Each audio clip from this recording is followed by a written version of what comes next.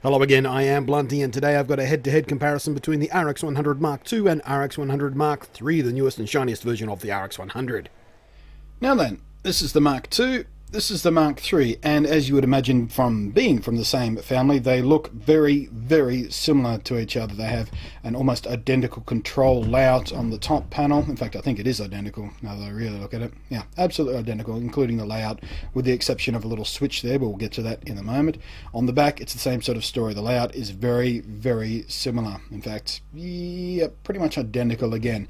Now, the differences come in threefold, or fourfold really. The first one is obviously hot shoe on the top of the RX100, gone on the Mark III, and it's gone for a reason. Now in the corner of the Mark II, the pop-up flash is just there. You can see the outline of it, which means you can put the hot shoe right in the middle here. On the Mark III, they have moved the pop-up flash to the middle, which is not the best place for a pop-up flash really. You'd really want it to be off to the side to, well, on a camera this small it doesn't really matter, so we won't get into that, but pop that down. The reason is this little panel here has become the hole for the EVF. That's right, this Mark III has a pop-up electronic viewfinder, and it is fantastic. It's something that a lot of people have been asking about to be included on these sort of increasingly awesome compact cameras for a long time now. So now we finally have a really nice solution that can sort of completely tuck away. It's not sort of a clip-on thing like you can get for the Mark II, by the way. You can get an EVF that clicks into that hot shoe on the top, but now it's sort of integrated, ready, seamless, pop out anytime you like, and it adds no external bulk or weight to the camera in normal everyday function when you're not using it. Actually, it does weigh a bit more, so it does add a bit of weight, I suppose. Now another difference is the lenses. They look identical, of course, they both pop out the same, but as you can see, the Mark III's extends further, so it's physically longer, but the telephoto range is actually shorter. It does not reach as far as the Mark II does. But the trade-off for that, of course, is it's much, much brighter. At its longest reach, the Mark II is stuck at f4.9. At its longest reach, the Mark III is wide open at 2.8, and that is a huge difference, and we'll get to see what sort of massive difference that can make in your end results in just a moment when I start showing you shots.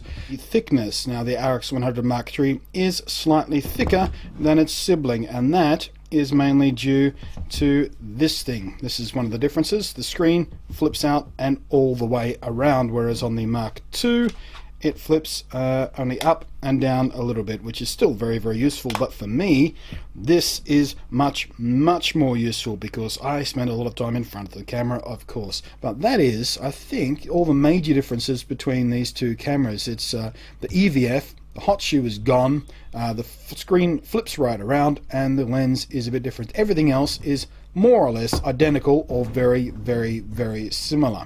So without further ado, let's have a look at the results that come out of these things. So, aside from those few minor physical differences that may or may not be deal-making or deal-breaking depending on your own personal use case scenario, the usability is all but identical. It feels pretty much exactly the same to shoot with the Mark II as it does with the Mark III out in the real world.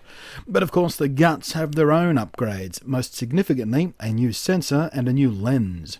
Like we just talked about, that new lens is both brighter on the long end, giving you significant improvements in low light and telephoto work, but the trade-off is of course that shorter focal length. It's not a massive difference practically speaking, but it is quite noticeable if, like me, you're very used to the range of the Mark I and Mark II models. But it is also just a little bit wider at the wide end, and as someone who likes to shoot at the wide end, that's fantastic news for me. Frankly though, for the massive benefit of the vastly improved light gathering abilities, I think I'd happily give up a bit of reach. The new sensor is part of that calculation too. It's a bit more sensitive in low light than the Mark II's, but perhaps more interestingly, it uses a full sensor readout for video, which theoretically means you should get much better detail resolution. In the real world though, I kind of struggled to make out much of a difference. I'm sure some pixel-peeping nerd somewhere has blown up frames from some laboratory condition test video somewhere to 600% and has zoomed right in and proven or refuted the benefit of all this, but I deal with real-world uses and results, and to me, well, they're both nicely crispy, no complaints either way. The Mark III also has a higher bitrate video option than the Mark II for 50p, but for these tests, to keep things on a level playing ground, I've set the cameras up identically in the highest bitrate option for 1080p 25 frames per second. The Mark III also has the ability for a clean HDMI output, useful for those who monitor or record externally. A very cool feature, but I think perhaps of limited practicality on this particular camera and the typical use cases it'll have out in the world. Steady shot stabilization performance on both cameras was, as much as I could tell from any test I performed, absolutely identical. And that's no bad thing really, it's already pretty damn good, so I wasn't really aching for a vast improvement here.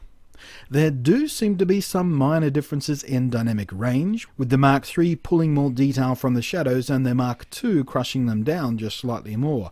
But on the same note, the Mark III does tend to push the brights just a bit too far, but in either case you can swing this around to your preference by using the exposure compensation. But what you're seeing in this video is just how the default exposure metering deals with it. Auto exposure adjustments on either camera seems identical. In both cases it's a quick and smooth adjustment, very useful for that quick run and gun type situation where just getting the shot done before you miss it outweighs the time you have to set it up.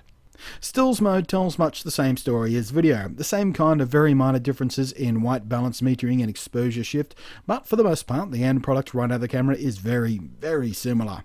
The Mark III under some specific circumstances did seem to deliver just a bit more detail though. And of course the Mark III maintains its significant advantage of the brighter aperture at the telephoto end. Useful for more than just low light stumps, it actually gives you just a bit more ability to blur out the background. But for the most part, it's fair to say that outside of low light conditions, there's not a significant practical difference in the real world results between the two models, which means that Mark II users with gear acquisition syndrome can feel a bit more relaxed about their baby being replaced on store shelves by its new sibling.